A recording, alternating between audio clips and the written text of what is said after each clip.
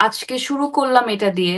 আমার কয়েকদিন পরে হয়তো বা অন্য কিছু করার ইচ্ছা করবে, বা অন্য একটা জনরার মুভি করার ইচ্ছা, বা একটা ভালো স্ক্রিপ্ট পাবো, আমি তখন সেটাও করব। তো আচ্ছা। This is a never ending process. I am an actor, আমি এই একটাই কাজ করতে পারি এবং এটা করেই আসলে আমার আগামী দিনগুলো কাটাতে চাই। So the journey just began and industry is open for all.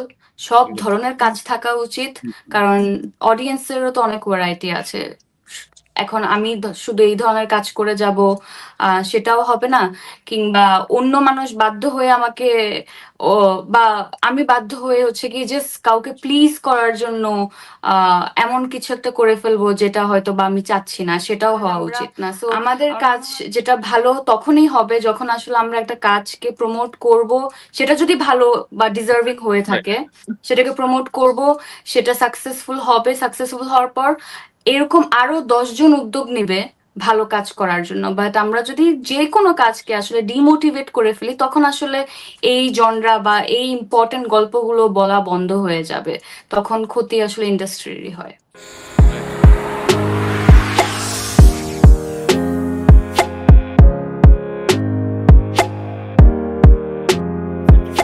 প্রিয় মালতীকে একদম উইমেন সেন্ট্রিক মুভি আসলে বলাটা আমার কাছে একটু আহ, আম, মনে হবে দ্যাট মেবি এটা রাইট ওয়ার্ড না। বিকজ প্রিয় মালতীতে একটা আহ, একজন নারীর চোখ দিয়ে অনেক কিছু আসলে দেখানো হয়েছে। But যখন আপনি দেখবেন তখন দেখবেন হচ্ছে কি এখানে প্রত্যেকটা ক্যারেক্টার, এখানে আরো দুজন মেল ক্যারেক্টার আছে, সিনিয়র কয়েকজন ক্যারেক্টার আছেন। তো everybody has their own role, এবং ওইটার এত বেশি ইম্পর্টেন্স এই গল্পে। But everything is happening around Malati, এজন্য হচ্ছে কি এটাকে হয়তো বা উইমেন সেন্ট্রিক এরকম একটা ট্যাগ পড়ছে। But this is a very social drama, এবং প্রত্যেকটা ক্যারেক্টারই আসলে সোশ্যালি অনেক ইম্পর্টেন্স রাখে, এবং এইগুলোই আমাদের আশেপাশে ঘটে যাচ্ছে। সো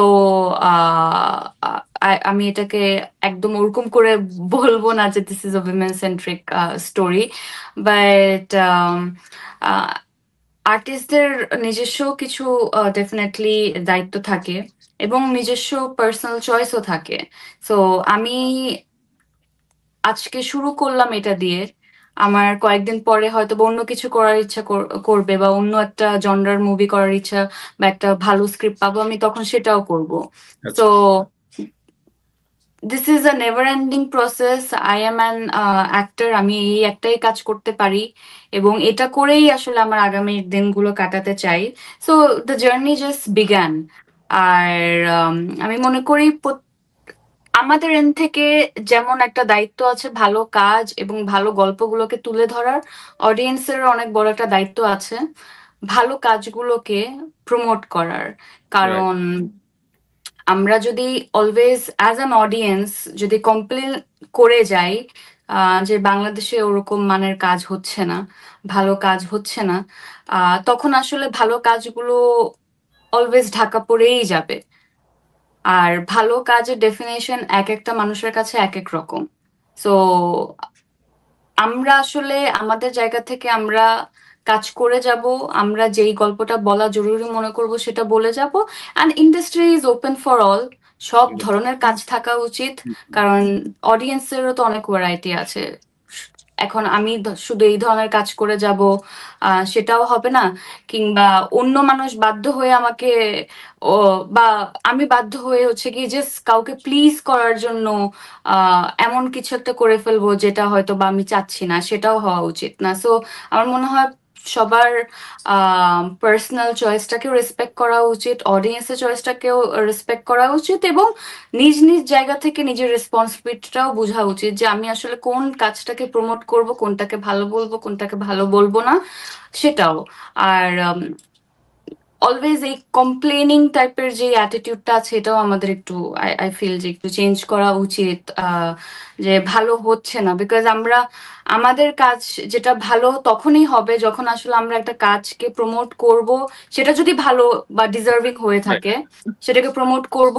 সেটা সাকসেসফুল হবে, সাকসেসফুল হওয়ার পর এরকম আরো 10 জন উদ্যোগ নিবে ভালো কাজ করার জন্য, বাট আমরা যদি যে কোনো কাজকে আসলে ডিমোটিভেট করে ফেলি তখন আসলে এই জনরা বা এই ইম্পর্টেন্ট গল্পগুলো বলা বন্ধ হয়ে যাবে, তখন ক্ষতি আসলে ইন্ডাস্ট্রিরই হয়। দেখেন আমি আসলে ভেরি পজিটিভ একটা পার্সন, অ্যান্ড আমি সবকিছু খুব পজিটিভলি ভাবার চেষ্টা করি। And the way I want to see Bangladesh, সেখানে পিস থাকবে এবং সবকিছু ঠিকঠাক থাকবে, সবাই নিজের রাইটটা নিয়ে এগিয়ে যেতে পারবে, কেউ কাউকে দমিয়ে রাখবে না, এবং কারো লাইফে আননেসেসারি ইন্টারফারেন্স আসলে থাকবে না। So this is how I see everybody is happy, and সবাই নিজের জায়গাটা বা নিজের রাইটটুকু নিয়ে খুব সুন্দরভাবে বেঁচে আছে। So this is what I want. And artist হিসাবে আমি মনে করি প্রত্যেকটা মানুষের প্রতিবাদের একটা ডিফারেন্ট ল্যাঙ্গুয়েজ থাকে, and as an artist I think আমি যেটা চাই বা যেটা বলতে চাই ওটার রিফ্লেকশনটা একটা আর্টিস্টিক ওয়েতেই আসবে, এবং সেটা আমার কাজের মাধ্যমে আসবে। ডিফারেন্ট ডিফারেন্ট কাজ এখন পর্যন্ত যেগুলো করেছি ডেফিনেটলি ওখানে পলিটিক্যাল স্টেটমেন্ট উঠে এসেছে। সেটা এর আগে যদি আমি কিছু কাজের সোনালি ডানার চিল এরকম একটা কাজ করেছিলাম, যেখানে আম, প্রশ্নপত্র ফাঁস নিয়ে গল্পটা আসলে ছিল। এরকম আমি অনেকগুলো অনেক অনেক কাজের, অনেক অনেকগুলো হ্যাঁ, কাজ আছে। অনেক কাজেরই কথা বলতে পারবো। সো আমার মনে হয় প্রত্যেকটা আর্টিস্টের প্রতিবাদের ভাষাটা একটা আর্টিস্টিক ওয়েতেই যদি হয় সেটা গুড ইনাফ। এটলিস্ট আমি নিজেরটা যদি বলি আমারটা আসলে ওরকমই। সো ইয়া, মানে এর পরে আমার মনে হয় আর ফার্দার কোনো এক্সপ্লেনেশন দরকার নাই। একদম একদম। দ্যাট আমার যদি আসলে কিছু বলার থাকে সেটা আমি আমার ওয়েতে বলবো। ফেস্টিভ্যাল আছে যারা আসলে হরর মুভি, কিংবা এখন আসলে কিছু ফেস্টিভ্যালের মধ্যে কিছু সেকশনস আছে যেগুলো হচ্ছে গিয়ে আপনার হররকে জনরা ওয়াইজ। প্রমোট করছে, হ্যাঁ, মানে জনরা ওয়াইজ ডিভাইড করে দেয়, যে একটা ইন্টারন্যাশনাল কম্পিটিশন যেখানে সব দেশের এগুলো আসছে, আবার একটা ধরেন একটা আরব সেকশন থাকে যেখানে আসলে আরব দেশগুলো থেকেই আসছে, আবার এমনও থাকে যেগুলোতে হচ্ছে গিয়ে আপনার একটু ফ্যান্টাসি গল্প, তারপর হচ্ছে একটু হরর গল্প, ওইটারও তবে একটা আলাদা, অ্যানিমেশনের জন্য আলাদা হ্যাঁ, থাকে। অ্যানিমেশনের জন্য আলাদা থাকে। তো সবাই, মানে জিনিসটা হচ্ছে your story has to be authentic, it has to be real, it has to have that kind of element in it. বা ও যদি ফিল্মের মধ্যে এই ধরনের এলিমেন্ট গুলো থাকে, হুম হুম হুম। ও কিন্তু নিজের জায়গাটা আসলে বেছে এটা নিবে নাই। অটোমেটিক্যালি। এটা এই সেকশনে না হলে হয়তো বা অন্য সেকশনে বা আরেকটা সেকশনে নিজের জায়গাটা আসলে করে নেবে কোনো না কোনো ভাবে। আজকে থেকে আরো অনেক বছর আগে যখন আমি আহ, আম, একদম শুরু করি, এবং হচ্ছে আমার একটা কাজ অনেক বেশি প্রশংসিত হয়, বড় ছেলেটার নাম, এবং তারপর ইন্ডাস্ট্রিতে একটা ট্রেন্ড শুরু হয় যে একটু ফ্যামিলি ড্রামা বা এই ধরনের রোমান্টিক ট্র্যাজেডি, এই ধরনের গল্প হবে। তো for a very long time ওটার পর আমি আসলে রোমান্টিক কাজ করেছি। সো তখন আমি এক ধরনের কথা শুনেছি যে মেহজাবিন অনেক রোমান্টিক কাজ করে। সো তখন আমি ওইটাকে ব্রেক করে আমি চেয়েছি যে না, আমি এখন এটা থেকে একটু বের হয়ে আমি এ ধরনের কোনো কথা আসলে শুনতে চাই না, বা আমি একটু টাইপড হতে চাই না।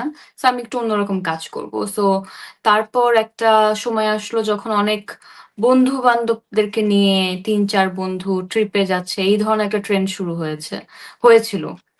এবং ওই ইউথ মুভিজ। ট্রেন্ডের মধ্যে কিছু অ্যাডভেঞ্চার টাইপের কাজ, বন্ধু-বান্ধব, ফ্রেন্ডস দেরকে নিয়ে হচ্ছে গিয়ে গল্প অনেক বেশি বলা হচ্ছিল। ওরকম কাজ করেছি। তো তখন বলা হয়েছে এই কাজগুলো অনেক আ মানে এটার মধ্যে ডেপথ কম। টু মাচ ফ্রেন্ডশিপ হালকা এখানে। বেশি। হ্যাঁ, ওরকম আসলে ফ্রেন্ডশিপ বেশি, প্রপার ইমোশন খুঁজে পাচ্ছি না। সো সেখান থেকে আমি বের হলাম। তখন আমার মনে হলো তাহলে আসলে কি করা যায়? কিছু সোশ্যাল মেসেজ নিয়ে একটু কাজ করি। আম তাহলে হয়তো আমাকে একটু কি বলে? একটু ডেডিকেটেড অ্যান্ড হচ্ছে আ সিরিয়াস আর্টিস্ট মনে হুম। করবে। সো তখন হচ্ছে কি কিছু সোশ্যাল মেসেজ নিয়ে কাজ টাজ করেছি। তো তখন আবার এরকম যখন একটা টাইম আসলো তখন আবার শুনলাম যে অনেক অনেক বেশি মেসেজ দেয়া হয়ে যাচ্ছে। হুম সেখান থেকেও আবার চেঞ্জ করলাম। চেঞ্জ করে আমি ভাবলাম অনেক সিরিয়াস হয়ে গেলাম লাইফে, এখন আমি একটু কমেডির মধ্যে নিজেকে প্রমাণ করার চেষ্টা করি, দেখি কি হয়। সেগুলোও করলাম। যখন কমেডি করলাম একদম out and out loud comedy করলাম, রম-কম করলাম। তো তখন ওইটাকে বাংলাদেশে তো ওয়ার্ড আর ট্যাগ দিতে খুব মানে সবাই পছন্দ করে। তো সব ধরনের রম-কম হোক বা কমেডি হোক ওইটাকে আহ একটা ওয়ার্ড আছে ভাড়ামো, if I am not wrong.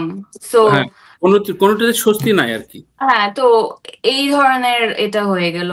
So আমি সেখান থেকেও বের হয়ে গেলাম। দেন আই স্টার্টেড ডুইং যেটা আমার পার্সোনাল ফেভারিট, হুম হুম থ্রিলার।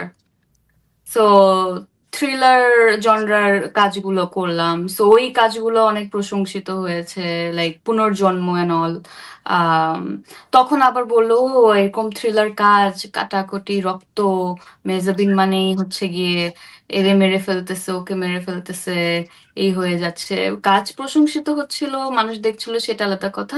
তো আসলে কথা না কখনো শেষ হবে না। শেষ হবে না, রাইট রাইট। আমার কাজ হচ্ছে কাজ করা এবং সব ধরনের জনরাতে নিজেকে ইনভলভ করা। এখান থেকে আমি শিখতেও পারি, আমার এক্সপিরিয়েন্স হয় এবং অ্যাজ অ্যান আর্টিস্ট আমি মনে করি আমি ইভলভ হতে পারি।